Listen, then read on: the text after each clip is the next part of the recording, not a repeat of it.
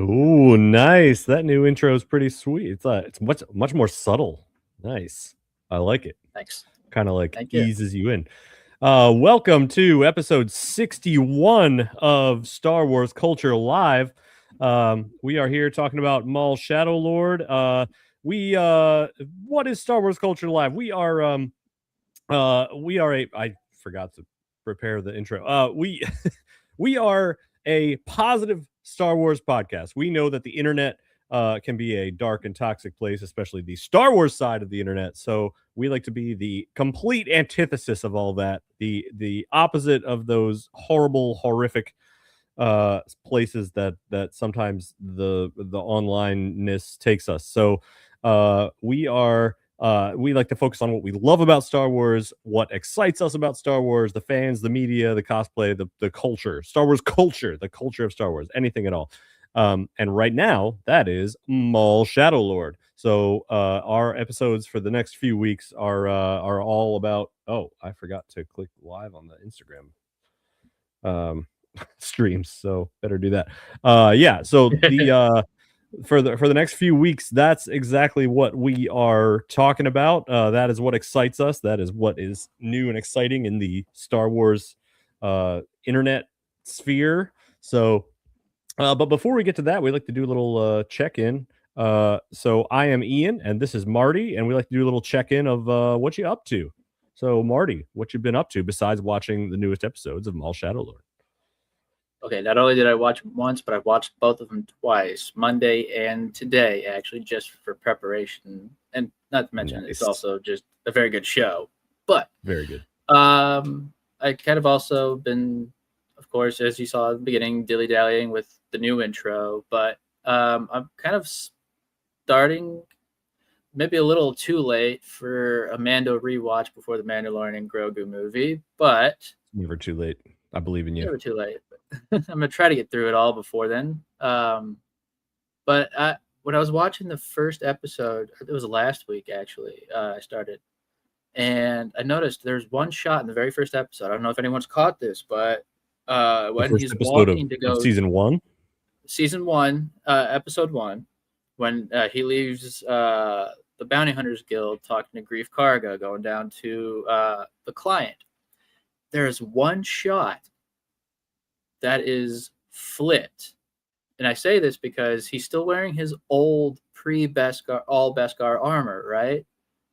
And what gives it away is his bandolier, his rifle, and his Ooh, pauldrons are on backwards. really? Yeah. I'll have to take a look at that because that's It's when awkward. he's yeah, it's right when he walks. He's walking, and you see the Jawa on screen, and you see him walking. You'll see that his pauldrons are backwards and everything. I was like, Huh. And his huh. bandoliers, wait, that would be the biggest giveaway to me. It should be over his left shoulder. If it's over his right shoulder, that's weird. Yeah, it was put Huh. over his right shoulder and everything. That's weird. All right. I need to take a look at that. I might look at that tonight. That's fun. Can't believe I never noticed that after all the painstaking uniform, all the things of putting my own freaking costume together. You'd think I'd know. Good eye, good catch. All right, that's cool. Yeah, Mando rewatch time. I did it probably too early. I started in like February and then got like I'm on just the last episode and I just haven't done it because I feel like I want to wait. So I probably started too soon. But you can do it. You got this. You got time. What am I up to? Honestly, we just had a sick toddler, so when we both work full time and daycare won't take a sick toddler, you have to juggle a lot of things, and it just goes hour by hour. So we've just been trying to keep up with that. I also have been watching the episodes. This isn't Star Wars, but it is Disney. I've been watching Daredevil Born Again season 2 because that's releasing right now, and it's great.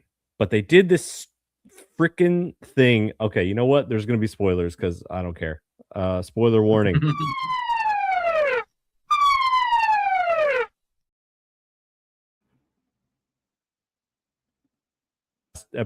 last couple episodes of Daredevil Born Again. They did this thing where a character, like, it at the end of an episode, it really looks like a character dies, and then at the beginning of the next episode, it turns out that character didn't die. They're in the hospital getting treated, and they're like in critical condition, and then and then it looks like they're getting better, and then at the end of that episode, they die in the hospital randomly. Like, they just stop getting better and they die, and I'm like, like, I thought we were about to see the consequences of this person dying in this episode, but then no, they don't actually die in this episode. They die, or like, we don't actually see those consequences yet. They die at the end of this next episode. So it was just like put on hold for a week, and I'm like, oh God, I want to see the consequences of this. Or I wanted to see them like, oh, they just teased it, and like they're not dying, we get better. So I was just annoyed. I was like, give me what I want. All right. Anyway, speaking of giving me what I want. Oh, speaking of not giving me what I want, we're not going to talk about Maul just yet. We're going to talk about the news. For my Star Wars news, I always go to the Star Wars Underworld Instagram page. So if there is good, interesting, important Star Wars news, they post about it. So that's where I get mine. So let's jump into some of that real quick. Hasbro has officially unveiled a new Amazon exclusive Black Series 2-pack that includes 6-inch scale Darth Nihilus and Darth Traya. Looks pretty crazy. Some purple and red lightsabers there. Looks good. Who's Darth? Who's Darth Traya? I don't know. I know Darth Nihilus. Who's Darth Traya? You and your KOTOR mind. It actually kind of spoils the event of the game. Honestly. Okay. Never mind.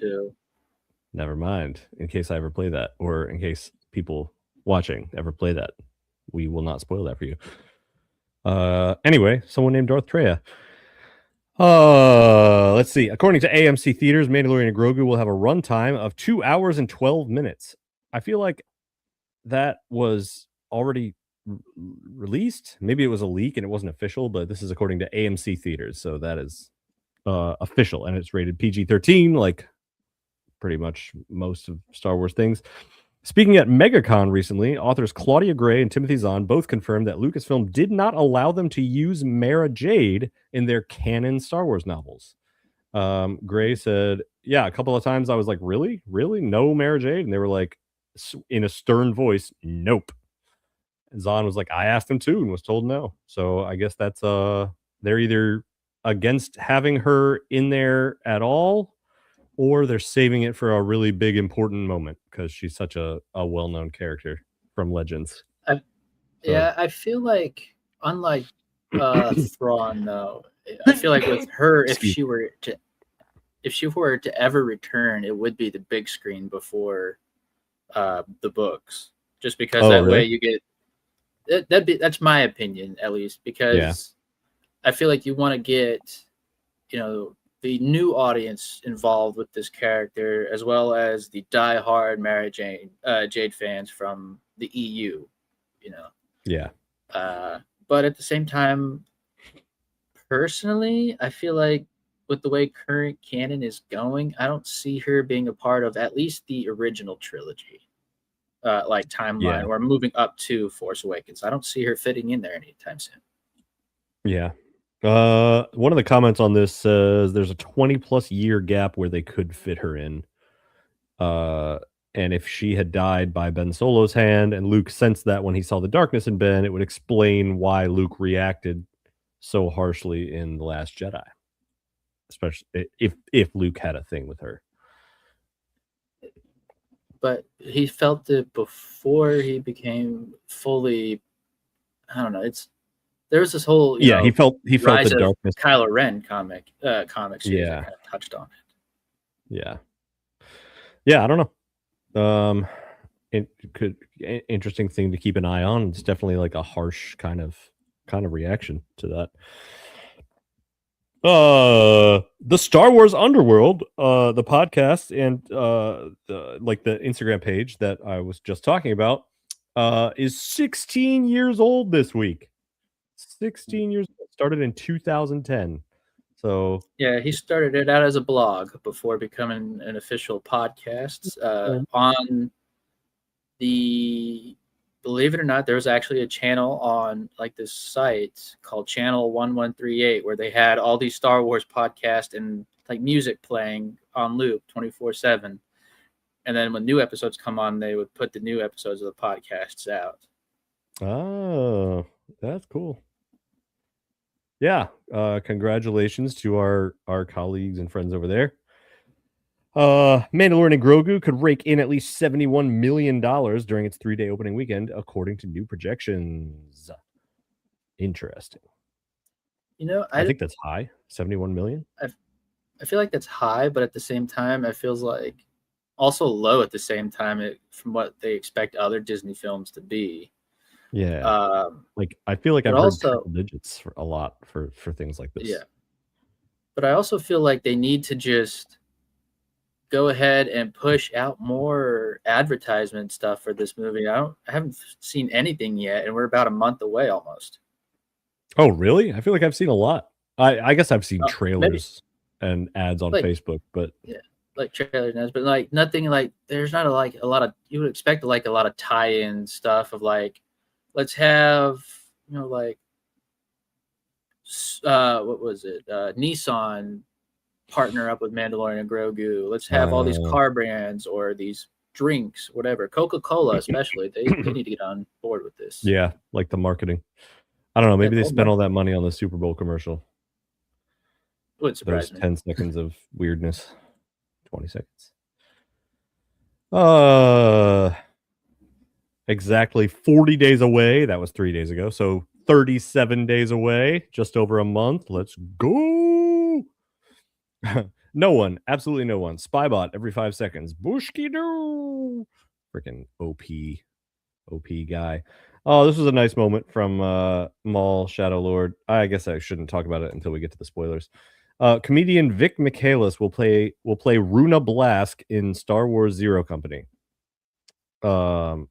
So talk to me again about Star Wars Zero Company. What is that? Okay, so if you click on next to her photo, it takes you to what the character looks like. Oh, Twi'lek. So it's basically. Wait, no, that's not Twi'lek. No, that looks like a Toy Groot. Groot, yeah. But so Star Wars Zero Company is like Mass Effect meets XCOM. You got like a very story-driven based game like Mass Effect, but you get the gameplay of XCOM where you are top-down view. You see your whole squad, and then you command them, to do certain abilities. Gotcha. That's right. It's coming back to me. Local Walmart is now fully stocked with new Mandalorian and Grogu toys. I have looked, and I have never seen a white box. Either people just get in there and grab them all, or they haven't gotten to my Walmarts yet, or something. But I have not seen a single. I have checked my Walmarts, but I have not seen a single white box. I'm surprised that my Walmart actually has the Mandalorian and Grogu stuff out now, because my Walmart's like behind on everything. But I saw maybe 2 action figures of Mandalorian and with Grogu, and maybe one of Sigourney Weaver's character, and that was it. And everything else was still there from like Ahsoka. I was like, right, yeah. I don't know if my Walmarts are extremely behind or if they're just already gone. I don't know. I'll have to keep checking back. I feel like I should look in GameStops and stuff too. Yeah. I'd love to grab a white box. I've never seen or gotten one of those. That would be cool. Wrong tab. Almost forgot to wish everyone a happy Maul Shadow Lord Eve. New Maul Shadow Lord character poster revealed featuring Devon Azara and Master Iko Diodaki. I am never going to remember that. Another I just started poster, calling him Master Daki. Master Daki. Yeah, that's this is the way. Scorn, Spybot, Rookcast, and Icarus. Scorn and Icarus are those Zabraks. That's really funny. Lego has officially unveiled its Ultimate Collector's Series Mandalorian N1 Starfighter set, which is cool. Yeah, that looks really nice. $249, so not a small price tag on that, obviously, but I mean, it is UCS, so that's actually probably pretty low for UCS. 1,809 pieces. Yeah, looks pretty nice. My stepson has the smaller version of it, so that and my Razor Crest, pretty good. They also have a new Darksaber set coming out, which I might actually look at because that's pretty awesome. And that's it for the news. So let's get into. Sorry. Yeah, go ahead. Sorry, no. There's one thing they haven't. Star Wars Underworld hasn't done it yet or posted it yet, but Disney has released a little teaser snippet of Han Solo at Galaxy's Edge. Oh, just to announce that yes, we're finally getting stuff ready for Disney World, being in the original trilogy. Yeah, that's awesome. I feel like they probably could have waited a little bit longer. No offense to the actor, but when I look at him, I don't think Han Solo. He more kind of looks like Dash Rendar to me, dressed as Han Solo. I mean, when you have such a famous actor in Harrison Ford, like, I don't know, there's just no way to make it look like that. And he looks too clean. He needs to be a little gruff, like a little, rough around the edges looking. Oh yeah, it's not like I feel like with Rey or a character like that, there's the hairstyle is so much. The hairstyle and outfit are so much of the character that like if the face doesn't look like Daisy Ridley, you're like.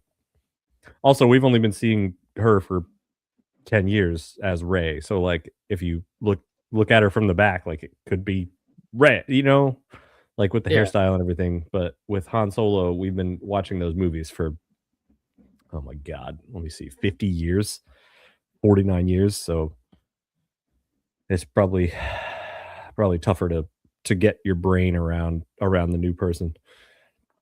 I mean, think about how weird it is to see the actor for Luke without the CGI Mark Hamill face on, if you see the stunt double, he does. I mean, he does have some resemblance in some angles, but yeah. Oh yeah, okay. I don't know. It always weirded me out, but I know at least Return of the Jedi was that version. Oh, okay. I know Return of the Jedi. I watched that movie probably more than any of the others. I don't know why, but all right, let's get into Maul Shadow Lord episodes 3 and 4. I'm gonna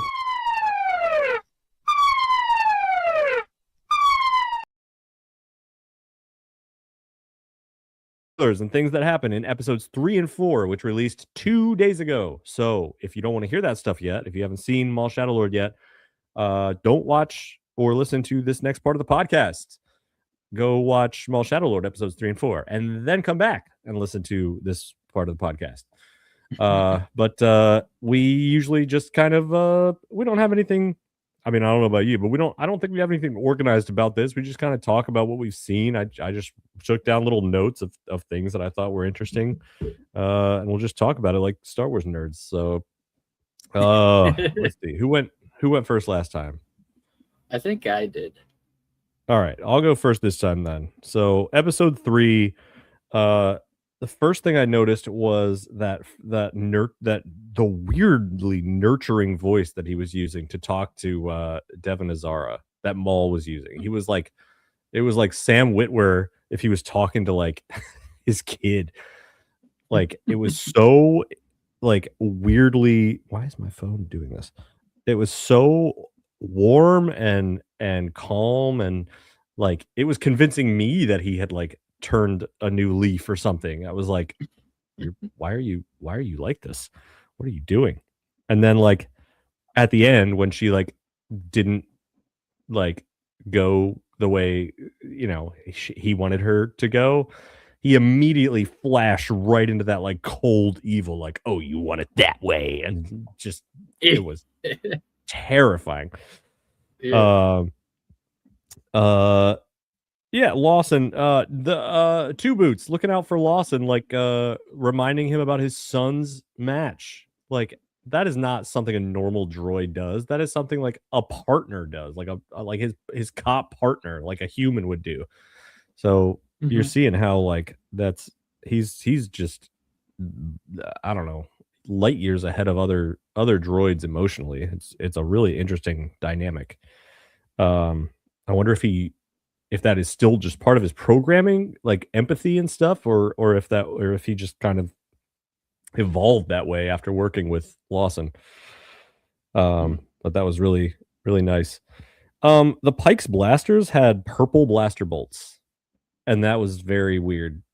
I don't think I they thought were so too. purple in like Book of Boba Fett, but it was a stark like, oh, this is purple. It was almost like Omega's bow in Bad Batch. I just Yeah. thought that was weird. I thought I don't even remember them being purple in Clone Wars as well. When I saw it, I was like, "That's new, No, yeah, we've right?" never seen purple blaster bolts. Not if it was purple, it was something else entirely, like this weird energy blast or something. Yeah. That the lacrosse sport, what's it called? Grav ball? What was it called? No, no. Kokeki. Bet Oh my god. Betkin. It was it was Whatever. our question last time. Let me I see if I know. can It was find it. and I got it wrong, so that's why I don't remember it. Got to bring out the Uh, notebook. yeah, I know. I got Yes. so many notes; it's kind of hard to tell.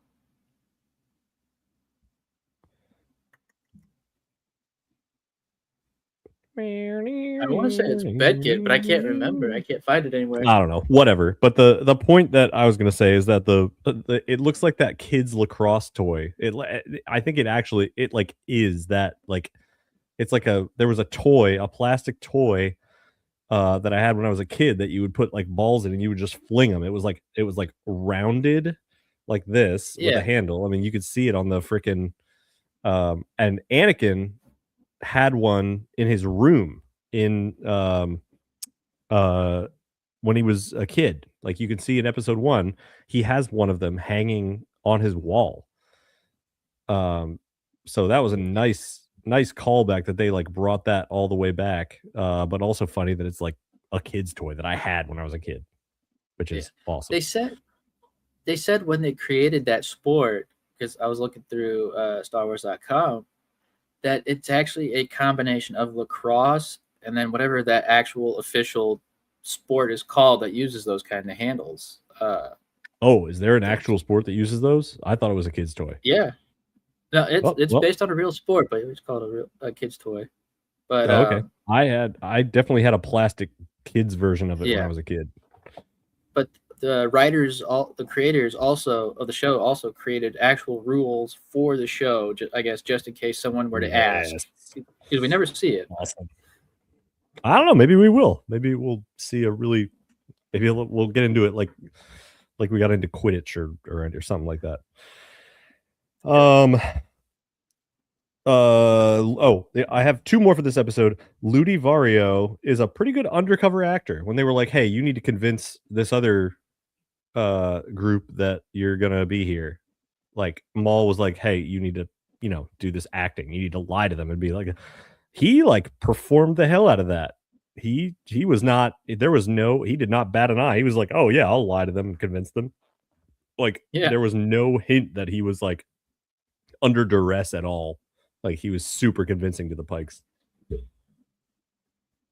Um, and then yeah, the last thing it kind of goes back to Two Boots with Lawson. There's just there are so many moments where they have like unspoken emotional awkwardness where it was like we aren't talking about this, like there's an elephant in the room here. And it's not just data, it's like this is awkward. He's not talking, I'm not talking, we both had this conflict, and it's like it's an emotional magnitude that I just would not expect from a droid. It's very Yeah. very cool depth there. Yeah. Yeah, Um, it uh, actually made me a oh little yeah, sad on that one. I When know, at the end of that episode where Two Boots is stuck at his desk doing desk duty, and then he just kind of nudges the stack of whatever to cover up that picture between him and Lawson, basically right? Like it's indicating making like him I don't know. sad or something. Yeah, it's like I don't know. Like our friendship isn't what I thought it was, or our partnership, or whatever. Yeah, he's like not in my good books right now. That photo doesn't make me happy. Like that's a very human thing. This is the furthest that I think I've ever seen a droid go into that. Like I was even surprised in that one episode of Mando season 3 where all the droids were like, "Yeah, we care about our jobs and we want to serve." Like humans gave us like the people gave us life, organics gave us life. We want to serve them and still have a role on this planet. Like Yeah, I was like, "All right, this is not just." But then Obi-Wan in episode 2 is like, "If droids could think, there'd be none of us here." And I'm like, "What are you talking about? That line doesn't make any sense. Droids can think. That's like all they racist. do, right?" Or machinist. Um, I don't know. Bi bioorganicist? I I'm So, not. Uh, all right, that's all I had for episode 3. So why don't you go into episode 3 and then we'll move into episode 4 after. all right, I'm glad that we got these two episodes because I feel like since we got over the first two episodes, which felt more like introduction, we're now getting into the actual story, the meat of this whole show.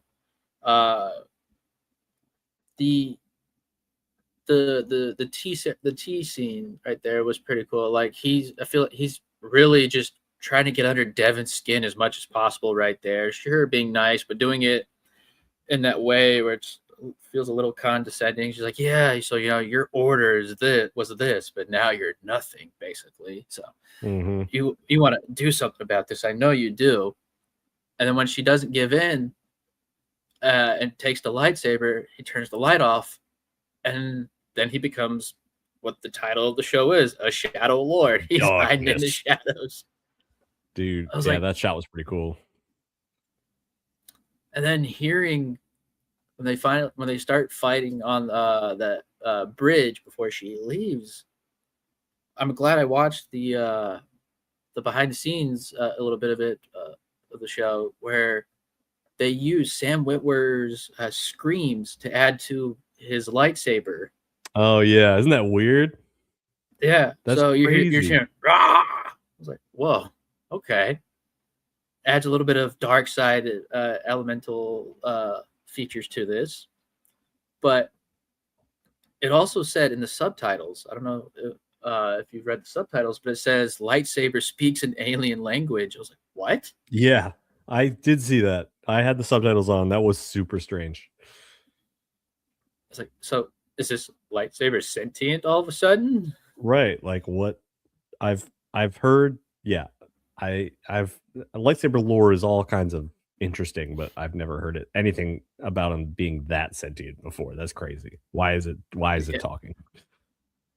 Uh, and then when Two Boots, told Lawson to go see his son, and he's like, "I'll take care of this. I'll take whatever the guy's name was with me to this location. I'll let you know if we need backup." Of course, they did need the backup, but the way they took Of care of course. it, Two Boots was being such a badass, though. He's just sitting there like, all right, I'll shoot a couple of these guys. I'll try to catch Rook by blasting Mhm. this line so I can fly up there.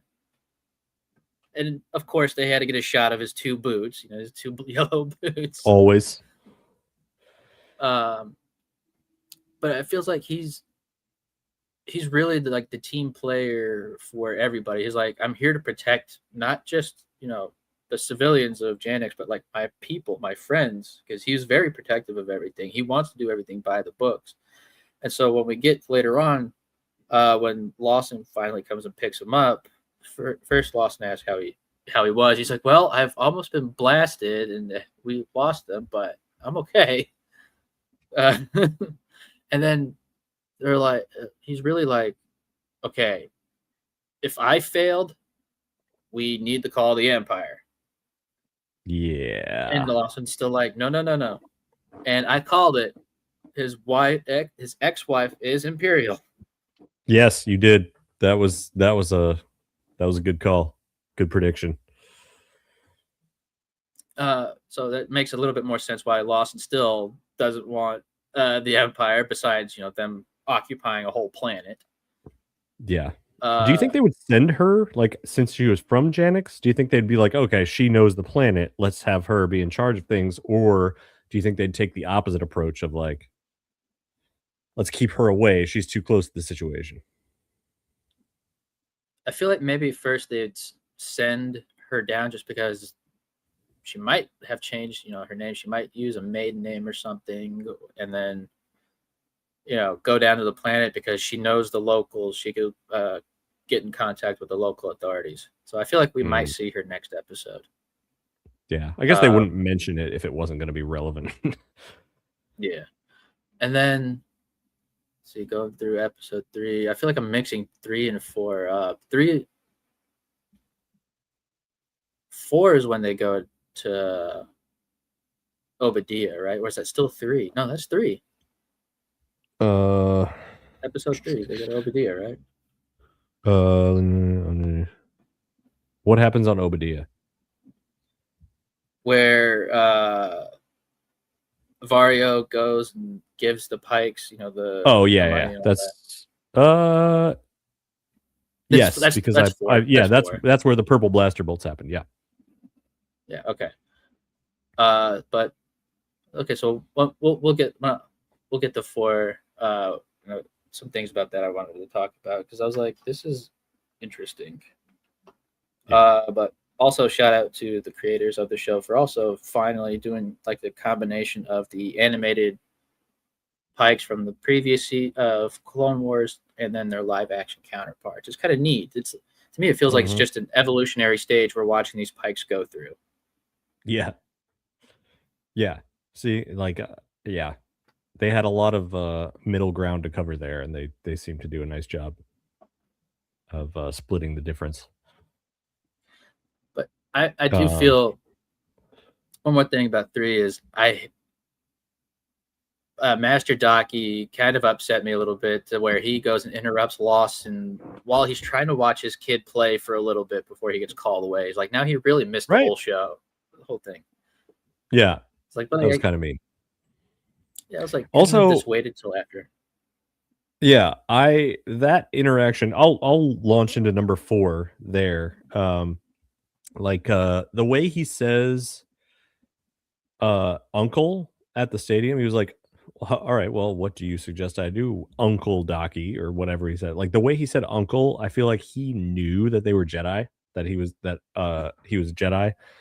Um, because like the way he reacts later makes me think that, and mostly his tone when he says like uncle, it at least tells me that he was seeing through the lie of like, yeah, that's my niece I mean, that you have in I mean, custody. I feel like that was more of like a species thing. It's like, okay, you're a lizard guy, she's a Twi'lek, so Oh yeah, could be that too. Um, I I am embarrassed for the uh because I didn't think it was when that thing when is it Icarus or Scorn that pretends to be Maul in the beginning? I couldn't tell them apart. I think it was. I forget. I want to say it was Scorn. Yeah, I think Scorn is the one that does lightsaber stuff, and Icarus is Minigun Man. But when like obviously like we didn't have a whole lot of evidence to say like, oh, this isn't Maul. Like I knew, of course, as soon as he got stunned, I was like, oh, all right, that wasn't Maul. Um, but I should have known because every time that Maul enters the scene, it's a dramatic entrance. Every single time. And it wasn't with this guy. He just kind of like attacked out of nowhere. Like all of a sudden he's there. Yeah, And but every single entrance, even just around corners with Maul, is dramatic. And the lack of a dramatic entrance should have been like clue number 1. So I'm gonna see if that pattern continues later on. Um when I think he of, yeah. I'm wondering if See, I didn't that. think about the Yeah. dramatic entrance thing. I knew it wasn't him, especially the second time around. I was like, okay, it he came pretty fast, but he wasn't fast in his battles. He would have had those pikes done quicker than what this Yeah, it was Zabrak like did. the movement was somewhat convincing, but he had his hood up, and I was like, "Why would he do that? They all know who he is." And also, No force user. and once he got stunned in the back, like I was like, "Yeah, Maul would never let that happen."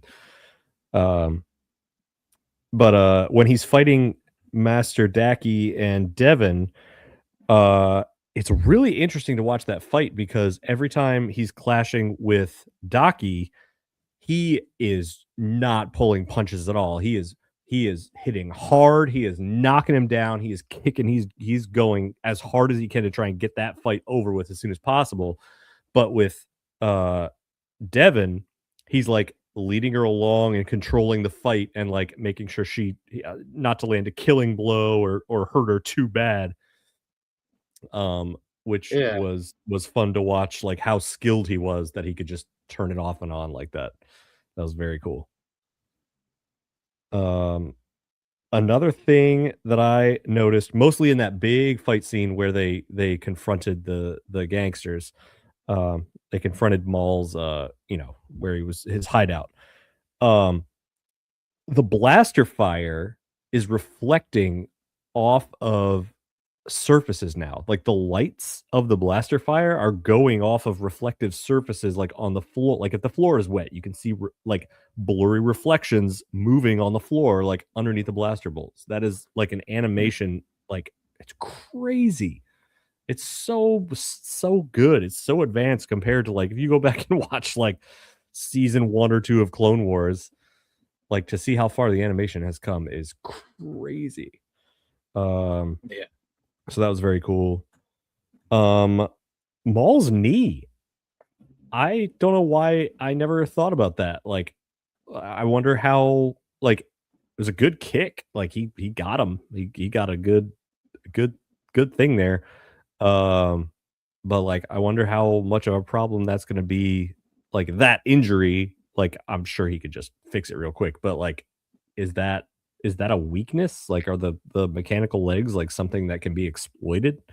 Because they made a big deal of it like later about how it like and he like he was clearly frustrated by the movement. Um, Spybot made me laugh. I didn't think he was too overpowered in this episode, but he did like the smoke, the smoke machine. He was like disappear. That was really funny. And then the last thing I have down here is uh like as soon as Two Boots was like, I forgive you, and I hope you'll forgive me. I was like, the Empire's coming, and then it was like this cool musical, like a riff on the Imperial March and the Star Destroyer come in, and I was like, yeah, let's go. They're here. So that should be Yeah, that's why I named this episode Dark Times Ahead, because they're coming. days are coming. Yeah, Oh yeah. I was actually kind of disappointed in how long it took us to actually get the Empire in. I mean, I'm glad that Lawson got his way and the Empire had been around for a while, but uh, we see all these promotional stuff of the Empire showing up and the Inquisitors, or as Mhm. Maul calls Yeah, them, we've Jedi seen 0 Hunters. Inquisitors so far. Yeah, Yeah, in 4 I was like, episodes. I'm expecting these guys to come in, and we're almost to the halfway point. Next week will be 5 and 6. That's halfway. Yep. So, Yeah. but yeah, it was really cool seeing that Star Destroyer come in, just all black at first with the nose. You don't really see much color. And then the menacing Imperial March. I feel like every time the Empire comes in now, they have to find some way to make the Imperial March the most menacing uh, song piece of music ever. It's I just, like it. They do it great. I was like, okay. Yes. Um, but yeah, I was very, very happy with the lightsaber. I'm gonna just call it choreography, lightsaber choreography slash fight, because it wasn't fast like you would see in the Clone Wars, but it wasn't, like um uh what you call it, Slow like the originals. motion captured.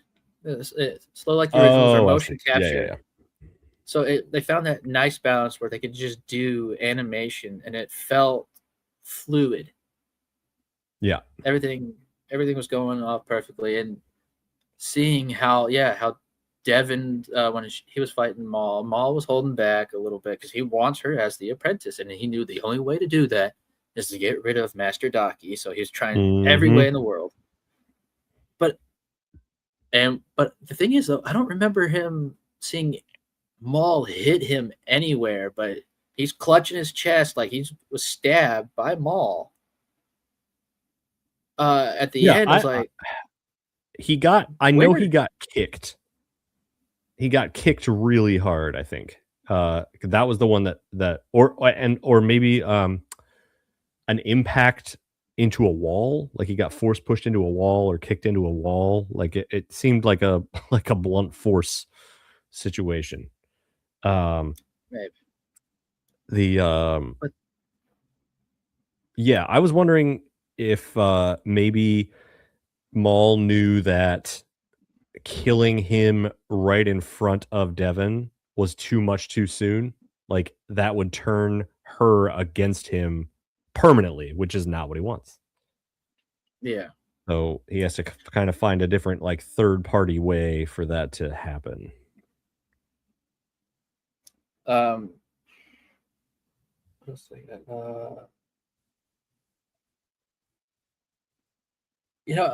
Going back to the Vario and the Pike area, whole thing there is like Vario had me fooled for a little bit. I really thought, maybe it wasn't an act, but Vario was like, "Hey, Maul made me do this. I'm sorry." Yeah. Like, I was like, okay, was this part of the plan, or was this Vario trying to get out? Actually apologizing. But then Whoops. I feel like, though, it's Vario tried to betray him because after Maul killed Marg Krim, and then set up the new leader, he's like, "Let this be a reminder of anyone who dares betray me." And I feel like he was kind of looking right at Vario. He's like, "Yep, you buddy." It's like, "Hey, I know what you tried to do." That's funny. Yeah. And then you can see, though, like I felt like Maul was kind of getting to Devin after she goes back to Master Daki, because she's like, "All right, he lit a fire under me. We got to go do something now." And Daki's like, "No. We must stay in the shadows." And she's like, "No. Come on." She's starting to get a little more brash, more like pep in her step. She's wanting to get things done and taken care of. So it's like, yeah, a little bit more talking to from Maul, and she probably would have been on his side by then. Yeah, she's the way that the new reality for the Jedi is for her. It's kind of pushing her in a direction that is helpful to Maul's goals, I think. Maul is very quickly going to be in her view more helpful than Master Daki. Yeah. To the things that she wants to do. In terms of quality of, like, just how the show looks, I enjoyed. Excuse me. We did. We talked about that a little earlier. We know that they used Maul's or Sam Witwer's screams in the lightsaber things, and we knew that was going to be a cool sound thing. But like, are lightsabers sentient now? Like, what are we? Yeah, that's wild. But the look of the show now, I feel like now, since I know that they've matte painted a lot of the background stuff, right? With flat paintbrushes and watercolors and things like that. These two episodes kind of took it out for me a little bit, thinking it was like, I mean, they're still beautiful art, but it really just looked like concept art in the background. Like, it was wasn't fully fleshed out, like 3D space. It was like, here's your foreground of buildings and then a flat wall right there. That's what took me out these 2 episodes. Hopefully it gets fixed between now and then, but I highly doubt it since the shows were already made. But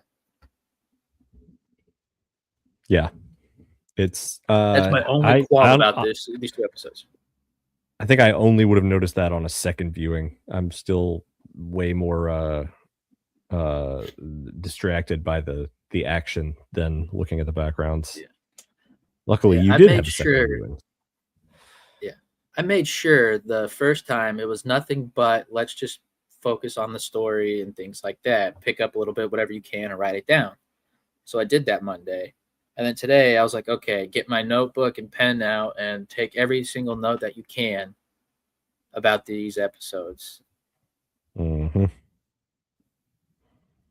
And I feel like we're going to see, I'm going to go back to Lawson's ex-wife. We're definitely going to see her because I have a feeling it's going to play between him and Riley. Riley's going to want to go with his mom and possibly join the Empire as a cadet. They'll be like, "Hey, we have a lacrosse league up here." Since Brander doesn't have time for him, she's thinking that he's probably thinking Mom will have time for me now. Maybe I can go with Mom. Yep, Lawson's not making a great case for himself, father-wise. Not winning Father of the Year anytime soon. No, unfortunately. A little too focused on work, I think. And this is the first time I think, at least in these 2 episodes, we don't see Brander really drinking a lot of coffee. He finally puts it down, I feel like officially, in episode 4 when he went to go after Maul in the warehouse. I felt like this is like he's finally focused and ready. He's putting that coffee down. And they made a specific shot just to show him putting that coffee down. Like things are serious. He's not gonna be this caffeinated guy anymore. He means business. He's putting the coffee down now. Yeah, it's time. That's his version of rolling up his sleeves or whatever. Exactly. Yeah, I mean that's basically all my notes I have of it. Any other predictions other than obviously we're gonna see? You were saying you think we're gonna meet Riley's mom. Which Inquisitors do you think we're gonna see? Well, I mean, we're gonna see the ones that we saw in the teasers. We're gonna see the Marok and Raven. No, the Yep. Crow. The Crow. Crow. We're gonna see them. And then wasn't there the seventh sister or something? Or is that the same? Is that the Crow? I might be wrong. Seventh Sister is different. Seventh Sister is Sarah Michelle Gellar's character in Rebels. Oh, okay. Never mind.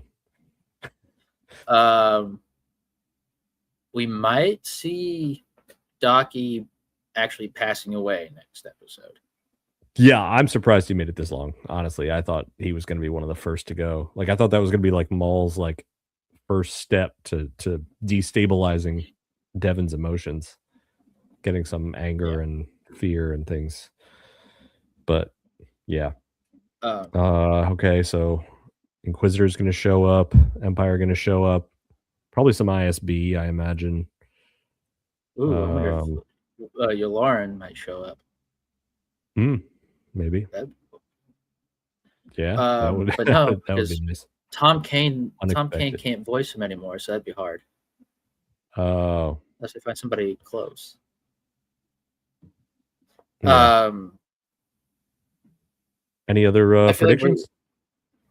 We're finally gonna. I feel like we're gonna finally move off world to somewhere else. If not the next couple episodes, but by the season finale.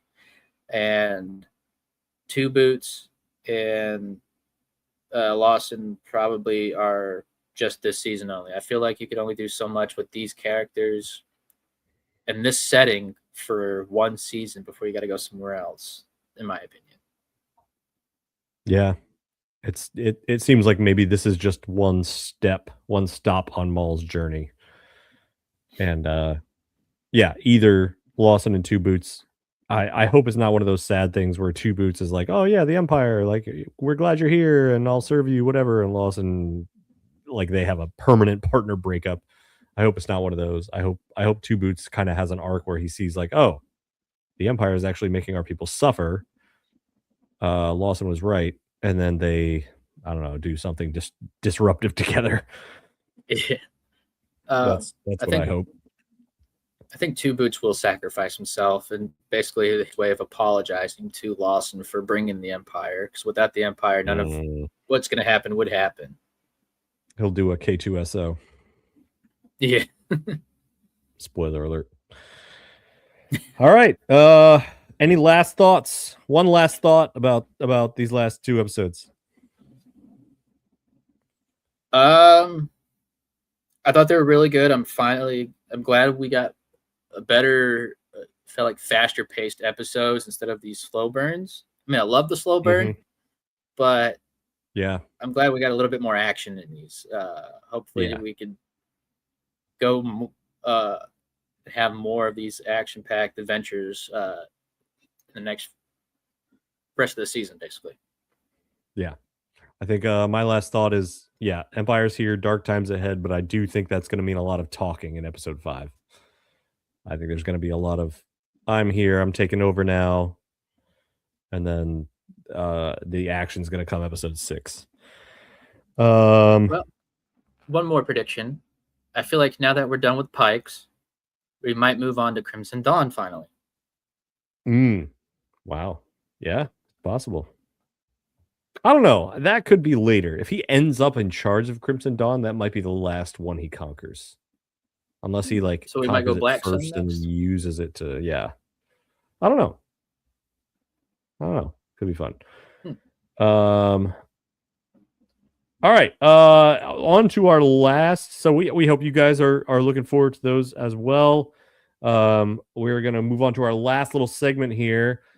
Each week Marty prepares a little trivia challenge for us. Did I just remove it? Wait, where'd it go? There it is. Did I? Oh, we clicked it at the same time. Sorry. Give me a second. Should I add it? Are you gonna add it? Who talks first? You can go ahead and add it. I'll get my. All right. I'll get my. I'm gonna add it. All right, it's up there. It does a little trivia challenge for us. I will say it out loud, obviously. But it always has to do with something that we talk about in the episode. So this will have to do with something from Maul Shadow Lord episodes 3 and 4. Last week's was absolutely impossible. I just had no idea. It is multiple choice, but I got wrecked. So hopefully I can redeem myself on this one. If you are watching and know the answer or want to guess, put it in the comments. There's no cheating or anything. It's fine. We'll play the trivia game together. So yeah, hit us with it. All right. Come on, computer. Okay. So Maul introduces Cassius T to Devin in episode 3, but who initially introduced the T to him? Was it A, Mother Talzin, B, Darth Sidious, C, Pre Vizsla, or D, Savage Opress? I am immediately gonna.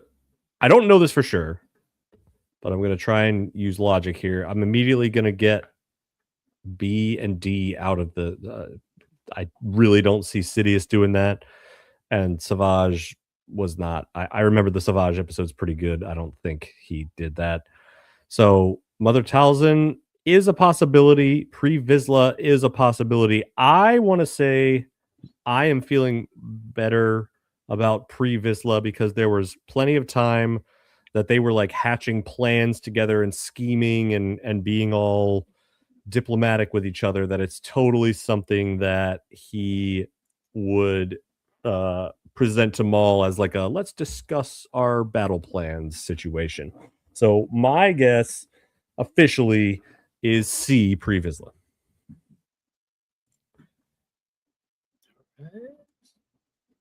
Let's Move on to see what the answer. Maybe. Hey! I win. I win this round. Yep. That's not all. That's not all. Is there another question? What bonus moon question or planet did they have this on? This tea on? Okay, is this Pre-Vizsla and Maul? Yep. Okay, this is either Concordia or Mandalore, and I think it would be earlier. So I would say probably Concordia is my guess. Are there multiple choices, or was that a fill in your answer? No, this is a fill in your answer. All right, so my answer is Concordia. Do I win 2 in a row? Or was it Mandalore? Or was it some other planet that I just... All right. What is Zanbar? The moon of Zanbar. It's a moon that they put up a temporary place for Death Watch to hang out at, since they were basically banned from like Mandalore and its kind of systems area. So like they were even kicked out of Concordia, I believe. Was this the one? Was it like snowy? I think it was a little snowy. No, sorry. It said it was swampy, but it looked snowy. Okay, I'll look it up. It's fine. I might be mixing it up with other. I'm picturing the same planet that Ahsoka was undercover on, so that might be in with Death Watch. So that I might be thinking of that. I might mix it up with that. Yeah, but and this tea is supposed to be... He says the snowy one was Karlak, so another spot. Because that's also in Acolyte, too. Nice. Okay. Yeah. Yep, he confirmed Zanbar is swampy. I trust him. The Mandalorian helmet. He knows what he's talking about. I always trust the helmet. All right. So that was trivia, and that is our show. So we hope you enjoy what we're doing here, trying to get some hype going from All Shadow Lord and trying to be positive about Star Wars in general. If you did like the show, give us a follow. We are at SW Culture Live pretty much everywhere. On Facebook, you can find us at Episode 9 News or at just the Culture Slate page. And then if... oh, whoops. What did I just do? And then if you also want to follow us individually, I am at Nerdiest Stepdad everywhere. I do lots of different Star Wars stuff and some other nerdy D&D stuff like that. And Marty is Core World Network. He does gaming videos and also just general Star Wars factoids and things like that. So check us out.